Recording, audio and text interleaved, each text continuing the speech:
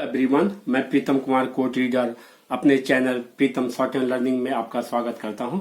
Friends, आज मैं इस कोड रीडर और स्टेनोग्राफर के एग्जामिनेशन के बारे में बात करूंगा और स्टेनोग्राफर के वर्क प्रोफाइल के बारे में बात करूंगा, क्योंकि इस रिगार्डिंग बहुत सारे कमेंट्स आ रहे थे।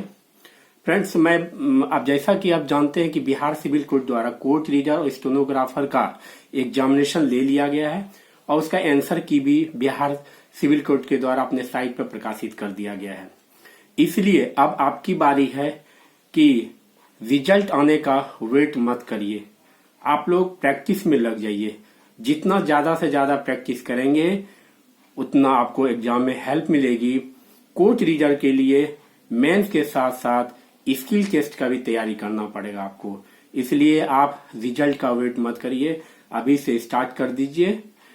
मिनिमम जो है 40 पर मिनट जो है इंग्लिश का है और 30 पर मिनट जो है हिंदी का टाइपिंग का है। इसलिए आप कोड रीडर वाले अपना जो है तैयारी स्टार्ट कर दीजिए। फ्रेंड्स, जहां तक स्टेनोग्राफर की बात है, स्टेनोग्राफर का रिटन एग्जामिनेशन ले लिया गया है। अब उनको स्किल टेस्ट पास करना है।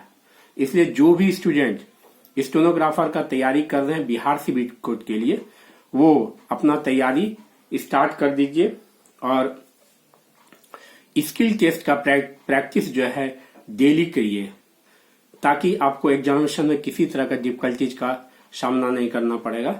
आप हर लेसन को, प्रत्येक एक लेसन को 5 टाइम्स राइट करिए, फिर रीड करिए और फिर इसको ट्रांसक्राइब कंप्यूटर पे करिए। ये प्रोसेस आपका डेली जारी रहना चाहिए। इस प्रोसेस को आप फॉलो करेंगे तो आपको एग्जामिनेशन में किसी तरह का डिफिकल्टीज नहीं होगा।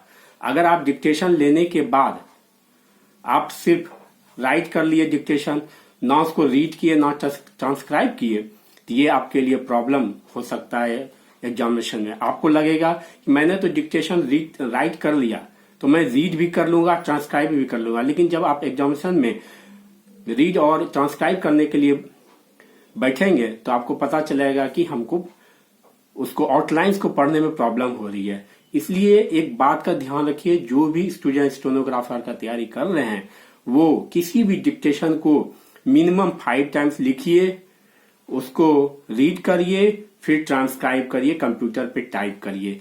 ये प्रोसेस जारी रखेंगे तभी आपको सफलता एग्जामिनेशन में मिलेगी, अदरवाइज नहीं मिलेगी।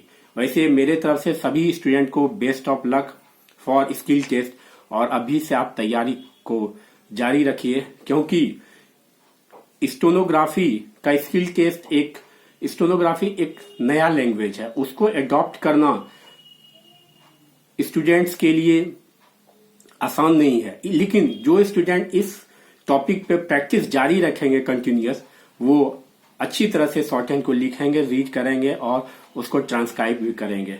इसलिए जो भास्ट आउटलाइन है उसका ज्यादा से ज्यादा प्रैक्टिस करिए। जो भी आपको डिक्टेशन लेने वक्त जो भी वर्ड भास्ट लग रहा है, जो भी वर्ड्स का आउटलाइन बनाने में आपको दिक्कत आ रही है, उसको आप 5 से 6 बार 7 बार आप अपने कॉपी में साइड में प्रैक्टिस कर लीजिए, ताकि वो जो आउटलाइंस है फिर फर्दर आपको आगे किसी प्रकार का उसको लिखने में परेशानी नहीं होगी। इसलिए रिक्वेस्ट है कि आप अपने इस प्रोसेस को फॉलो करिए और एग्जामिनेशन दीजिए बिहार सिविल कोड स्टेनोग्राफर का। बहुत सारे फ्रेंड्स स्टेनोग्राफर के वर्क प्रोफाइल के बारे में जानना चाह रहे थे। फ्रेंड्स, एसएससी से द्वारा स्टेनोग्राफर का रिक्रूटमेंट लिया जाता है, वैकेंसी लिया जाता है, वो स्टेनोग्राफर सेंट्रल गवर्नमेंट के मिनिस्ट्री डिपार्टमेंट में हायर क्लास अथॉरिटी मतलब क्लास 1 ऑफिसर के साथ एज ए पीए के रूप में कार्य करते हैं। पीए पर्सनल असिस्टेंट हुआ, उनके पर्सनल वर्क को देखना है उनको, जैसे उनके ईमेल आईडी को देखना है, अदर डॉक्यूमेंटेशन वर्क देखना है, उनके टूर प्लान को देखना है, अदर जो पर्सनल वर्क है उस क्लास 1 ऑफिसर का, उसको सारा आप ही को हैंडल करना है। आपके पास ईमेल आईडी का पासवर्ड, यूजर आईडी और पासवर्ड रहेगा और आप उसको हैंडल करेंगे, ताकि जो है आप एज ए पीए के रूप में उनका कार्य कर रहे हैं। इसलिए आपसे रिक्वेस्ट है कि आप जो है इस चीज को जानना चाह रहे थे तो मैंने सोचा कि इसके बारे में आपको बता दूं। स्टेनोग्राफर जो एसएससी से सिलेक्शन होता है उसमें रैंक के हिसाब से ग्रेड पे मिलता है। मिनिमम 2400 ग्रेड पे है, फिर 4200 है और फिर जो है 4600 का ग्रेड पे मिलता है। इसलिए जो भी स्टूडेंट उसमें अच्छा रैंक लाते हैं उनको ग्रेड पे उसी के अनुसार दिया जाता है और उनका टाइम टू टाइम प्रमोशन भी होता है। 3 इयर्स में डिपार्टमेंटल एग्जाम होता है और उसको प्रमोशन दिया जाता है। पीए से पर्सनल असिस्टेंट से पीएस पर्सनल सेक्रेटरी और अदर भी गजेटेड पोस्ट हैं इसमें स्टेनोग्राफर का, उनको आगे मिलता है। जहां तक की बात सिविल कोर्ट में स्टेनोग्राफर का वर्क प्रोफाइल का बात है, इसमें आप जानना चाह रहे हैं कि सिविल कोर्ट में स्टेनोग्राफर का वर्क क्या है, तो मैं बताना चाहूंगा सिविल कोर्ट में स्टेनोग्राफर जो होते हैं ऑनरेबल जजेज के साथ काम करते हैं और उनको बेल से मैटर रिलेटेड या जो भी फाइल होता है उसमें बेल से रिलेटेड या अदर जो है उसको देखना पड़ता है, हैंडल करना पड़ता है, बेल मूव कराना पड़ता है और उस बेल पे ऑनरेबल जज के द्वारा डिक्टेशन दिया जाता है, जो डिक्टेशन आपको लेना है और फिर ट्रांसक्राइब करके उसको फिर आपको उस फाइल में अटैच कर देना है। अगर उस रिगार्डिंग उस ड्यूरिंग बेल हियरिंग के रिगार्डिंग अगर कुछ अदर मिसलेनियस ऑर्डर होता है तो वो भी आपको डिक्टेशन दिया जाएगा और उसको आप टाइप करके फिर उसका कंप्लायंस आप करेंगे।